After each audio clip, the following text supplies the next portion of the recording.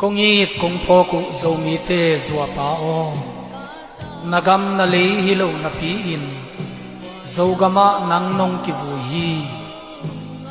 na pasian le dầu mi tê nong i na lian ma si mo na salua gimlua in na thum na taw la in na nu na pa le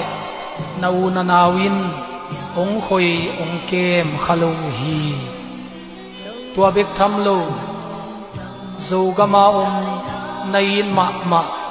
to nu kem na khoi na nangon nga khalowin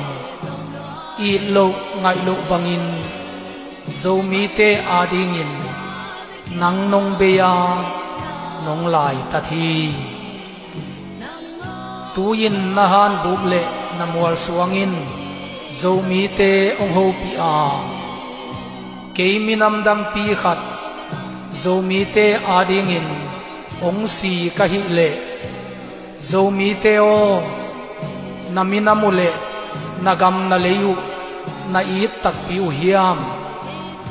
pasian le zo mi te adingin kamaban kuan zom ding na hiu hiam chi in tu ni dong ko te hong to to la hi hi zo mi ten nan kong pho ku a akhangin